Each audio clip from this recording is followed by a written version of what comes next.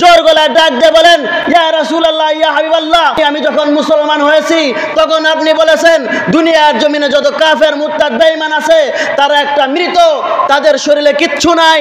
আমি ঈমানি তাওয়াজ্জু নিয়ে বলতেছি, আমি সমস্ত কাফেরের সামনে আমি একাই যুদ্ধ করব।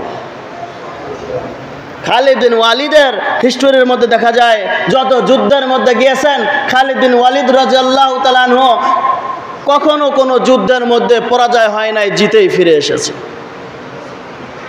এটা কেন পারলো? তার মনের মধ্যে একটা সাহস, বেঈমানরা যতই হোক না কেন তারা ইমানদার না, মৃত্যু বরং তারা মৃত্যুকে যারা ভয় পায়, আর মুসলমান জাতি কখনো মৃত্যুকে ভয় পায় না। মুসলমান জাতি জানে বাঁচলে গাজী, মরলে শহীদ, হয়তো আমি ফিরে এসেছি, আমার জন্য সামনে জান্নাতের দরজা খোলা, আর যদি মৃত্যুবরণ করি আমার জন্য রয়েছে জান্নাত।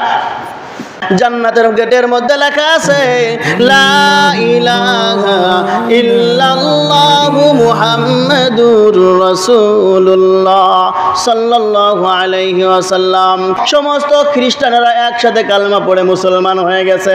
কিতাবের মধ্যে আসছে ওই খ্রিস্টানদের দলের মধ্যে, মজমার মধ্যে 5 লক্ষ খ্রিস্টান ছিল।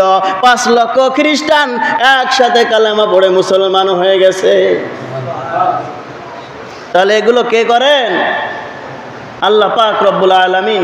শুধু তাই না, এরা মুসলমান, মুসলমানদের ঈমানকে যারা মুসলমানের কোরআনের ষড়যন্ত্র করে, ঈমানের ষড়যন্ত্র করে আজ পর্যন্ত কেউ পার পায় নাই।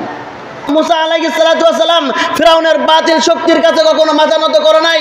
ওরে মুসলমান, আমরা মুসলমান হয়েছি, যদিও আমাদের ঈমান দুর্বল, এরপরেও দেখতে হবে বাংলার জমিনে পুরো বিশ্বের মধ্যে যারা ঈমানের উপর আঘাত করবে, যখন ইসলামের উপর আঘাত করবে, তখন কোনো দল মত বুঝি না, তখন প্রতিটা মানুষ কাফনের কাপড় মাথায় দিয়ে জমিনের মধ্যে লুটিয়ে পড়ে। কথা বলেন ঠিক কিনা?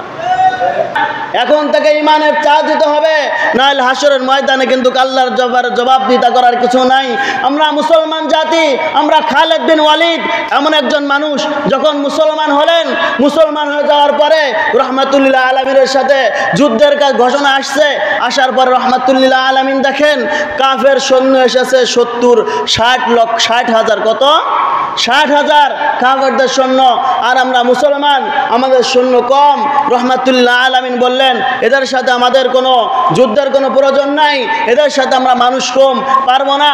রহমাতুল্লাহ আলামিন বললেন এদের মধ্যে আমাদের সাহাবীদের মধ্যে কে আছো যে তাদের সাথে লড়বে?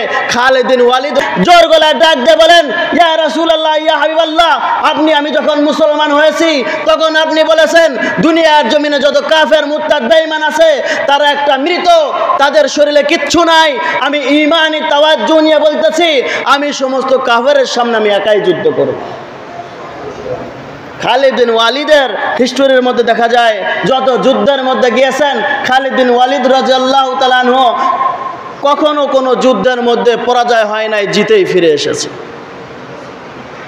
এটা কেন পারলো? তার মনের মধ্যে একটা সাহস, বেঈমানরা যতই হোক না কেন তারা ইমানদার না, মৃত্যু বরং তারা মৃত্যুকে যারা ভয় পায়, আর মুসলমান জাতি কখনো মৃত্যুকে ভয় পায় না। মুসলমান জাতি জানে বাঁচলে গাজী, মরলে শহীদ, হয়তো আমি ফিরে এসেছি, আমার জন্য সামনে জান্নাতের দরজা খোলা, আর যদি মৃত্যুবরণ করি আমার জন্য রয়েছে জান্নাত। জান্নাতিন তাজরি মিন তাহতিহাল আনহার, আমার জন্য রয়েছে এমন একটা জান্নাত যে জান্নাতের মধ্যে মধুর নহর রয়েছে, দুধের নহর রয়েছে, বিভিন্ন জিনিস রয়েছে, খাদ্যের অভাব নাই। মরতে কি হয়েছে? মরতে আমার দেরি আছে, আমার জন্য জান্নাতে যাওয়া কোনো দেরি নাই।